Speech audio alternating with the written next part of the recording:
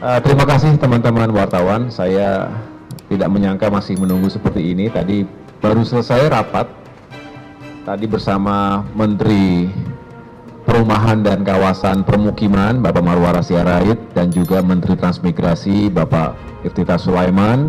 Juga tadi hadir PJ Gubernur Papua Pegunungan Bapak Felix Wanggai dan pimpinan Komisi 5 DPR RI Bapak Robert Rowe yang juga mewakili masyarakat yang ada di Papua Pegunungan. Jadi intinya bersama jajaran tadi cukup lengkap. Saya mendengarkan pokok-pokok pemikiran dan juga gagasan-gagasan yang tengah dikembangkan dan sekaligus beberapa inisiatif yang tengah dijalankan oleh Kementerian Perumahan dan Kawasan Permukiman di minggu-minggu terakhir ini. Yang jelas kami di Kemenko Infrastruktur dan Pembangunan Kewilayahan ini memiliki tanggung jawab untuk mengkoordinasikan 5 kementerian teknis, termasuk diantaranya tentu perumahan dan kawasan permukiman.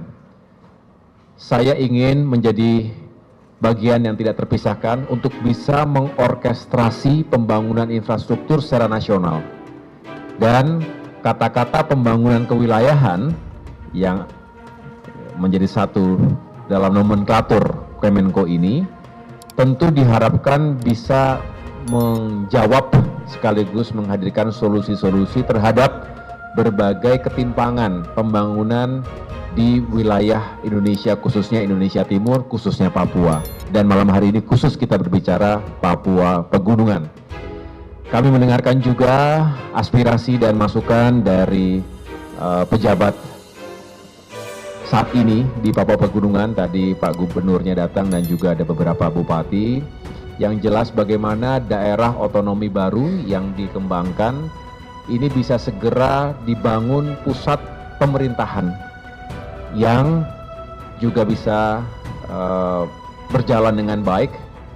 Terselenggaranya pemerintahan ini mutlak, tetapi juga bisa menumbuhkan ekonomi setempat sehingga keadilan dan kesejahteraan bisa benar-benar dirasakan oleh masyarakat di Papua Pegunungan.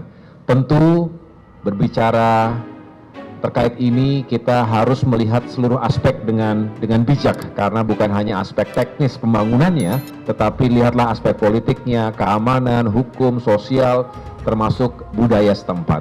Jadi tadi kami bicarakan hal-hal tersebut dan tentunya kita akan follow up dengan langkah-langkah berikutnya.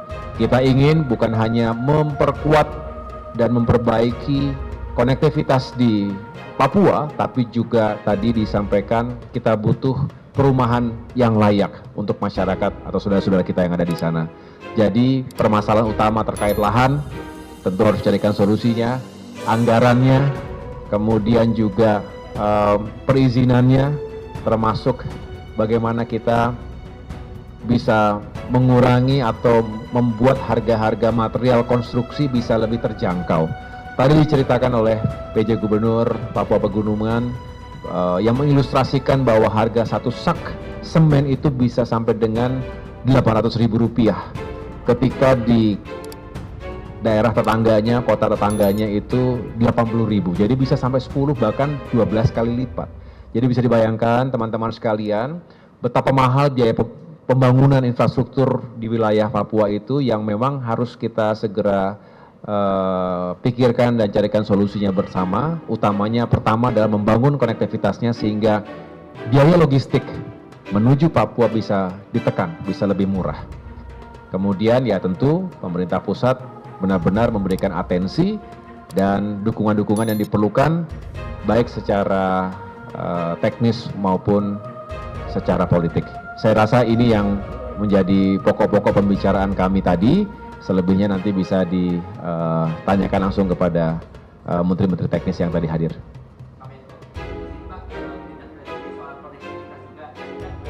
Ketika berbicara dengan Menteri Perhubungan juga sudah membahas, apalagi ini menjelang Natal dan Tahun Baru, kita harus antisipasi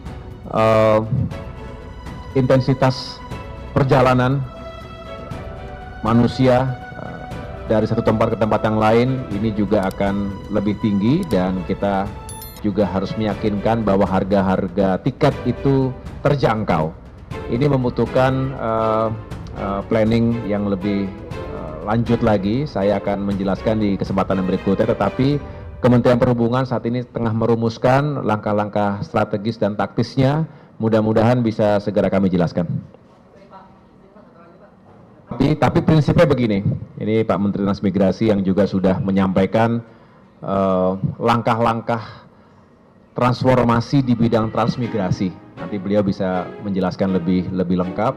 Yang jelas, membaca transmigrasi hari ini itu harus utuh dan dalam konteks ruang dan waktunya. Jadi tidak melulu kita berorientasi pada transmigrasi memindahkan penduduk dari Jawa misalnya ke wilayah Papua atau wilayah manapun yang dianggap masih belum padat penduduknya atau membutuhkan tenaga kerja. Tetapi lebih diarahkan pada bagaimana memobilisasi masyarakat yang sudah ada di wilayah tersebut. Tidak harus di antar pulau, tetapi bahkan di pulau yang sama, bahkan di provinsi yang sama, tapi kita bisa mendistribusikan kepadatan, sekaligus juga harapannya bisa menumbuhkan atau membangun sentra ekonomi baru di suatu daerah, karena memang ternyata tenaga kerjanya lebih siap, skillsnya yang dibutuhkan juga ada, sehingga ini juga akan menjadi solusi yang baik ketika kita sedang mengembangkan daerah-daerah baru termasuk di Papua. Silakan Pak Menteri, mungkin bisa ditambahkan.